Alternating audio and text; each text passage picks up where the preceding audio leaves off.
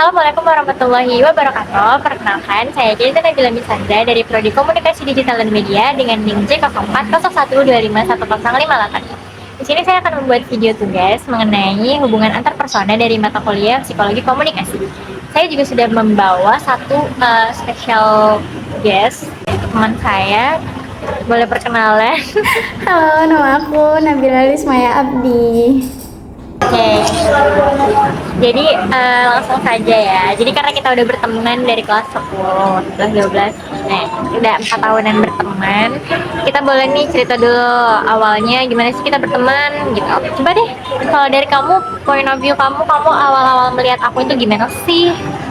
Jujur, awal aku ngeliat Keiza ini, aku menilai kalau Kei ini adalah orang yang sangat-sangat plasak, tidak bisa diam, dan kamu tuh sangat friendly ke semua orang. Karena waktu itu awal mulai kita kenal tuh gara-gara barisan uzlah kan. Terus aku ngeliat Keiza tuh selalu berbicara dan ngobrol sama teman-teman di depannya. Tapi kenapa dia nggak pernah ngobrol sama aku juga tidak tahu ya. Kayak dari orang-orang di sekeliling dia tuh dia tidak pernah mengajak aku ngobrol, padahal aku cuma di belakang dia gitu. Terus akhirnya kita kenal, aku ngerasa kita mulai agak sering berkomunikasi gara-gara telur ya. Iya, benar sekali. Jadi tuh kita berteman tuh, dan aku mulai ngerasa sering ngobrol sama Keiza tuh gara-gara kita sering tukaran telur. Jadi Keiza tuh suka telur putih, aku suka telur kuning begitu. Kalau Piavi dari aku begitu. Setuju. Kalau dari aku sih, waktu itu aku ngerasa, dulu jujur aku ke awal-awal di IC itu aku sering ngerasa insecure. Aku sering lapis ayah itu gara-gara sering sakit. Aku kayak, ini Nabila Lismaya mana ya? Nabila Lismaya mana ya? Terus bener sih aku setuju, waktu itu kita mulai lebih dekat gara-gara telur. Gara-gara aku lebih suka telur putih, sementara ayah nggak suka telur putih, dia lebih suka telur kuning. Jadi kita sering tukeran telur waktu itu. Oke, jadi kita langsung aja ke pertanyaan pertama ya.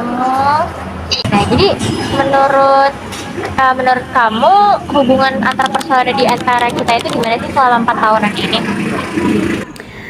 Jujur, setelah berteman hampir 4 tahun ini, aku sekarang tuh ngerasa kalau Keiza tuh bukan cuman sekedar yang temen doang, temen kenal doang gitu loh, tapi yang emang bener kita tuh kayak udah terkoneksi sangat dekat gitu. Karena koneksi-koneksi itu tuh terbangun dari hal-hal kecil kayak itu tadi, kayak kita ngobrol bareng, kita makan, jalan, main, bahkan kita nangis bareng. Jadi Yang kita tuh, kalau dari aku juga gitu sih, sama apalagi kalau misalnya kita, pokoknya kalau misalnya ada di satu tempat atau event tuh aku selalu mencari keberadaan ayah. Terus dari hubungan 4 tahun ini yang sangat kita dekat dan mulai terbuka, sering di talk dan segala macam, itu menurut kamu situasi atau iklim suportif apa sih yang terbangun agar komunikasi kita tuh selama ini efektif gitu, bahkan sampai kita udah bisa dari sekitar 2 tahunan ini gitu? Jadi menurut aku yang pasti sering kita lakuin, apalagi sekarang kan kita udah jauhan ya.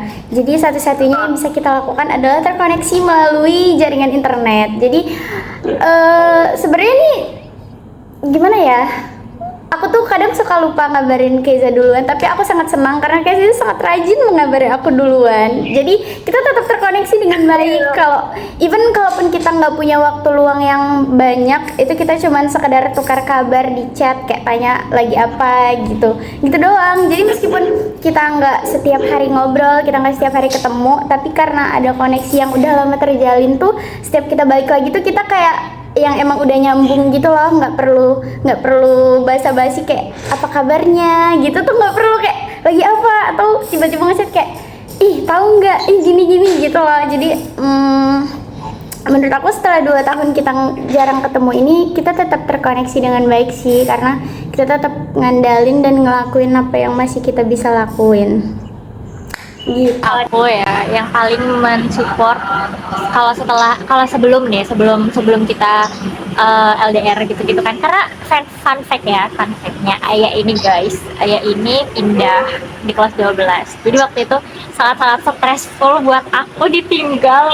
Kalau untuk sekarang sih, kalau untuk dulu itu poinnya kita bangun iklim yang suportif itu melalui deep talk, karena kan kita udah nggak sekelas lagi waktu itu kan.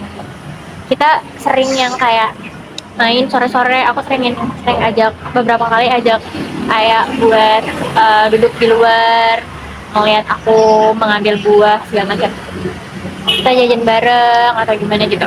Tapi kalau untuk yang setelah kita pisah ini, setelah kita LDR, kita lebih sering ngabisin waktu. Menurut aku support yang paling hal kecil yang mensupport pertemanan kita itu adalah streak TikTok. Bener banget guys, trik TikTok tuh Bener kan? sangat berperan penting ya. Jadi streak TikTok tuh kayak wow, little things but matter. Dari situ kita dari 4 tahun ini tuh kita udah tahu daya tarik atau sifat masing-masing ya pastinya. Nah, menurut kamu sendiri daya tarik atau sifat masing-masing apa sih yang kamu sukai dari aku, atau nanti aku juga bakal kasih daya tarik atau sifat apa yang aku sukai dari Aya yang bikin kita tuh punya hubungan antar personal yang baik sampai sekarang.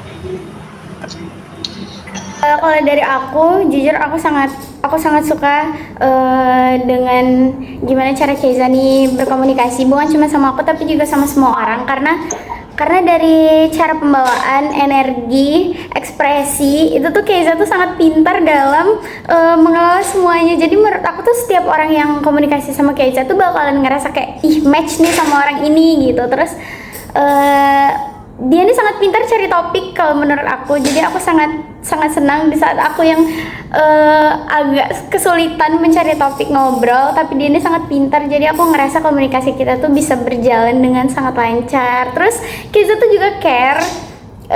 Keiza tuh juga sangat bisa menjadi support system aku, apalagi selama kemarin kita di asrama melalui banyak hal yang sangat tidak enak. Dan Keiza ini adalah salah satu orang yang menurut aku sangat-sangat care, aku merasa sangat-sangat ditemani dan dibersamai ya selama aku di asrama. Jadi aku sangat suka dengan sikap-sikap Keiza yang sangat emang bener-bener the definition of friends gitu. Cuman tuh sometimes Keiza tuh dia pendengar yang baik guys, dia beneran mendengarkan, tapi dia tidak begitu pandai dalam merespon. Jadi kalau kalian cerita terus dia dengerin, tapi kalau misalkan kalian mengharapkan respon yang sangat baik, oh itu kayaknya agak tidak ini ya. Tapi Keiza sangat punya energi yang sangat baik, dan itu semua tersebar, energi baiknya akan tersebar. Kalau dari aku, thanks, aku sangat berterima kasih banyak karena aku merasa sangat dihargai dan ada. Aku belakangan ini aku kayak merasa tidak ada di sini gitu, kayak susah ya mencari jati-jati di sini di tempat baru yang orang-orang kayak nggak ada satupun orang yang kenal aku sebelumnya gitu kan. Tapi karena aku tetap terkoneksi dengan Aya, jadi aku merasa ada orang yang ternyata tuh butuh ada peran aku, mau ada aku gitu. Nah, kalau dari aku sendiri sih, dari dulu kan kayak ini sama pendengar yang sangat baik, bahkan ini tuh dia tuh bisa diberikan predikat psikolog pribadi yang sangat best. Kayak ini suka memberikan respon yang kayak misalnya aku memberikan jokes yang sepele lah, mungkin jokes yang mungkin tuh garing gitu, tapi sama Aya tuh bener-bener kayak lucu sekali orang ini gitu. Kalau mau mencari sebuah saran dan nasihat itu, Aya adalah tempat paling baik untuk aku pulang. Aya tuh juga loyal. Dia sangat sering menjajani aku. Jadi ya teman-teman semuanya, pastinya di dalam pertemanan itu ada konflik yang nantinya itu pasti membentuk diri kita menjadi pribadi yang lebih baik lagi, pertemanan juga jadi lebih baik lagi. Nah, masuk ke pertanyaan terakhir, konflik atau masalah apa sih yang pernah terjadi di antara kita, dan apa dampaknya pada diri kita masing-masing dan pada hubungan pertemanan kita. Boleh dari kamu dulu, atau aku dulu deh. Oke. Kalau dari aku, menurut aku nih, kan kita kan waktu itu berteman itu sangat dekat ya, kayak 2 tahun itu kita sangat apa-apa tuh berdua terus, sampai emang banyak banget yang notice kalau menurut aku ini tuh kena ain gitu. Nih, kayak aku tuh inget nih ada satu orang yang bener-bener kayak bilang, kalian nih berdua terus ya, kapan sih berantemnya gitu, dibilang begitu. Jadi kayak aku pernah notice tapi aku lupa. Jadi kita pernah mendapatkan pertanyaan seperti itu, sampai adalah satu hari aku tuh merasa yang emang burn out, yang kayak flat, terus kayak gak ngerti juga sebenarnya kenapa aku ngerasain kayak gitu. Nah, tapi ada nih yang kadang-kadang tuh kayak di kelas tuh bikin aku jenuh, bikin aku kesal, bikin aku yang kayak merasa aneh sih menurut aku, karena heran, aku lupa sih sebenarnya itu kenapa. Yang yang aku ingat waktu itu kita kan kemarin berempat. Kayak ada nih satu oknum yang waktu itu tuh ngeselin banget. Dan kalau misalnya kita tuh entah kenapa bisa kadang tuh ada fase yang kayak aku deket berdua doang sama dia, terus nanti yang satu lagi deket sama dia berdua doang, terus nanti yang satu lagi deket sama dia berdua doang. Nah itu kita tuh berubah jadi orang yang agak mengesalkan gitu pas kita tuh deket sama dia, dan kita tuh semua sama-sama relate gitu. Nah jadi waktu itu tuh Aya yang lagi kebagiannya deket sama dia, dan waktu itu mereka tuh emang yang lagi sering PDKT nggak sih Ay? Sih sebenarnya faktor lainnya apa? Mungkin waktu itu tuh ada apa ya, tekanan lain sih kayak dari rumah gitu kan, sampai emang yang rasanya tuh bingung banget ini kok orang-orang kok jadi kayak yang ngeselin ya gitu, bener-bener yang semua orang ngeselin kalau misalnya bercanda tuh kayak yang aku tuh juga jadi lagi di fase yang kayak senggol bacok gitu. Jadi waktu itu menurut kamu sendiri nih waktu yang kita berkonflik itu aku udah jadi orang yang gampang ngobrol sana sini atau belum? Menurut aku waktu kita berkonflik itu kau benar-benar emang yang ngobrol sana sini sih, gonta-ganti temen. Jadi aku waktu itu sempat ngerasa juga kayak oh mungkin gara-gara aku sering sama dia ini aku jadinya kayak Zani jadi ngerasa ndak pengen berteman sama aku lagi deh gitu. Aku mikirnya waktu itu kayak gitu. Nah itu dia salahnya guys, karena aku di situ tidak berusaha untuk mencoba menjelaskan aku kenapa aku tuh malah menghindari orang-orang itu. Terus aku juga aku tuh bingung yang kayak aku gak ada usaha untuk memperbaiki lah waktu itu. Aku malah membiarkan semuanya tetap pada badainya gitu.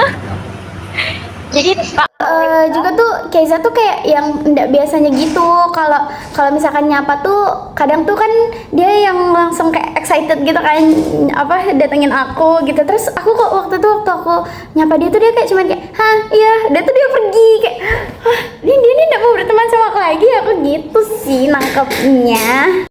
Jujur aku waktu itu kayak yang bukan cuma ke kalian doang, tapi yang nggak tahu kenapa ya kok sedih banget sih hidup aku belakangan gitu. Aku kok bingung ya kenapa orang-orang pas ngejokes kok malah aku kesel sih gitu. Itu tuh aku bingung gitu. Aku kayak yang bingung, nggak tahu kenapa, bener-bener yang mungkin ya nggak tahu lah intinya seperti itu saja ya, jangan dicontoh. Kita cuma sekali itu guys berkonflik, setelahnya kita nggak pernah lagi berkonflik nih kan. Konflik ini kita harus mengingat kejadian yang sudah sangat lama terjadi. Dari situ tuh dampaknya tuh aku jadi orang yang lebih jujur. Aku orang yang lebih berusaha jujur sama perasaan aku sendiri, berusaha untuk ya mencoba untuk nggak nyimpan sendiri, atau kayak ya at least kalau misalnya aku ngerasa sesuatu yang aneh itu aku omongin gitu, karena kan dia psikolog pribadi aku. Pribadi sih setelah kejadian itu aku jadi sadar satu hal, apa yang kita lihat tuh sebenarnya belum tentu benar gitu. Semua yang kita pikirin tuh belum tentu benar. Jadi itulah pentingnya kita berbicara dan berkomunikasi gitu. Karena kita waktu itu kita bisa baikan karena ada di satu momen dimana itu beneran mempertemukan kita berdua tanpa gangguan siapapun, orang-orang yang dekat dari kita waktu itu, dan kita bisa ngobrol, dan malam itu kita kembali normal. Tapi itu juga emang karena aku yang salah, karena kayak yang aku malah berusaha ya avoidant sejak belum ada tren avoidant gitu. Sorry ya. Itu juga malam itu tuh kita bisa berbaikan lagi karena ada empati dari Ayah yang kayak ada perasaan untuk mau memperbaiki, terus tuh ada perasaan peduli itu deh. Jadi itu dia pengalaman hubungan antar personal saya dan teman saya Nabila Lisnayati. Sekian, assalamualaikum warahmatullahi wabarakatuh.